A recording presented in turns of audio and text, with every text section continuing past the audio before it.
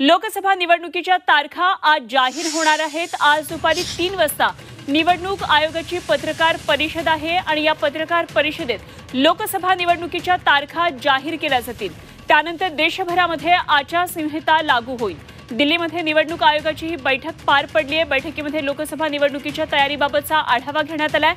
7 ते 8 टप्प्यांमध्ये लोकसभा निवडणूक होण्याची शक्यता आहे। त्यामुळे संपूर्ण देशातल्या जनतेचं लक्ष आजच्या या पत्रकार परिषदेकडे असणार आहे। राजकीय वर्तुळाचं लक्ष असणार आहे। दुपारी 3 वाजता निवडणूक आयोगाची ही पत्रकार परिषद असेल। तर आजपासून देशभरामध्ये आचारसंहिता लागू होणार आहे आणि प्रचाराची रणधुमाळी सुरू होईल। त्यामुळे आजच्या या घोषणेकडे सर्वांचं लक्ष लागलंय। महाराष्ट्रामध्ये कुठल्या टप्प्यामध्ये मतदान होणार, किती तारखेला होणार, महाराष्ट्रातल्या जनतेचं आणि राजकीय वर्तुळाचं लक्ष, तसंच देशभरामध्ये आज संपूर्ण जनतेचं लक्ष हे लोकसभा निवडणुकीच्या तारखांकडे असणार आहे। काही वेळामध्ये म्हणजे दुपारी 3 वाजता निवडणूक आयोगाची ही पत्रकार परिषद आहे आणि या पत्रकार परिषदेत कुठल्या राज्यामध्ये कुठल्या टप्प्यामध्ये मतदान होणार हे जाहीर होणार आहे।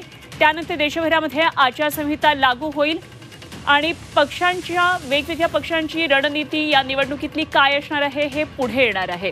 अनेक पक्षांची अजून अंतिम यादी ही तयार व्हायची आहे, मात्र या याद्यांकडे सुद्धा लक्ष लागले। त्यामुळे राजकीय वर्तुळाचं अर्थातच आजच्या पत्रकार परिषदेकडे लक्ष आहे। आचारसंहिता लागण्यापूर्वी राज्यभरामध्ये बैठकांचा देखील धडाका सुरू आहे। मंत्रिमंडळाची सुद्धा सध्या बैठक सुरू आहे। त्यामुळे आचारसंहिता लागू होण्याआधी काही महत्त्वाचे निर्णय मंत्रिमंडळ घेते का याकडे सुद्धा लक्ष असणार आहे। थेट जाऊया आपण दिल्लीमध्ये आमचे प्रतिनिधी रामराजे शिंदे आपल्याबरोबर थेट जोडले गेलेले आहेत। राम, संपूर्ण देशाचं जनतेचं राजकीय वर्तुळाचं लक्ष हे आजच्या दुपारी 3 वाजताच्या पत्रकार परिषदेकडे असणार आहे। काय नेमकी तयारी सध्या दिल्लीमध्ये दिसून येते? बिलकुल, लोकसभेचा आणि लोकशाहीचा महाउत्सव जो आहे तो आता 3 वाजता जाहीर होणार आहे आणि पुढचे 45 दिवस जे आहेत तो साजरा होणार आहे आणि त्या दृष्टीने ही तयारी चालू केलेली आहे। आपण इथं पाहतोय की हा बोर्ड लावण्यात आलेला आहे आणि विज्ञान भवन, कारण दरवेळेस प्रेस कॉन्फरन्स जे असतात ते निवडणूक आयोगामध्ये होतात, परंतु यावेळेस विज्ञान भवन हे निवडण्यात आलेलं आहे आणि आतमध्ये जाणाऱ्यांना तपासलं जात आहेत। सिक्युरिटी जी आहे ते संपूर्ण चेकिंग केली जाते आणि त्यानंतरच आतमध्ये सोडलं जात आहे। आपण इकडे पाहतोय की सुरक्षा व्यवस्था कशी करण्यात आलेली आहे, कारण आज महत्त्वाच्या घोषणा होणार आहेत। किती टप्प्यामध्ये निवडणूक होते ते सुद्धा पाहावं लागणार आहे। आपण पाहिलेलं की 2014 आणि 2019 7 टप्प्यामध्ये निवडणूक झाल्या होत्या आणि 2009ला मात्र 9 टप्प्यात निवडणूक झाल्या होत्या। मात्र यावेळेस किती टप्प्यात निवडणुका होत्या ते पाहावं लागणार आहे। महाराष्ट्र जे आहे ते पहिल्या 4 टप्प्यामध्ये, अगोदर विदर्भ, त्यानंतर मराठवाडा, त्यानंतर खानदेश आणि त्यानंतर पश्चिम महाराष्ट्र आणि कोकण, अशा पद्धतीनं त्यामध्ये मुंबई पण येते, अशा पद्धतीने निवडणुका झाल्या होत्या। त्यामुळे महाराष्ट्राच्या निवडणुका ज्या आहेत 48 ज्या जागा आहेत त्या किती टप्प्यामध्ये येतात ते सुद्धा पाहावं लागणार आहे।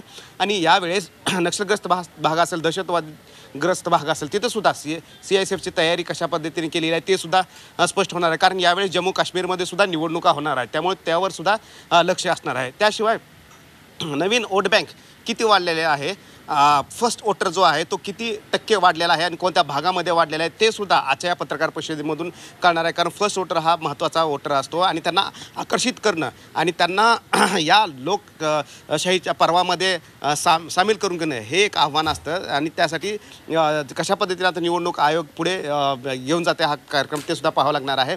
महिलांसाठी कशा पद्धतीनं मागच्या वेळेस आपण पाहिले की पिंक बूथ हे आणलं होतं, यावेळेस सुद्धा काही नवीन आयडियाज आणले का ते पाहावं लागणार आहे।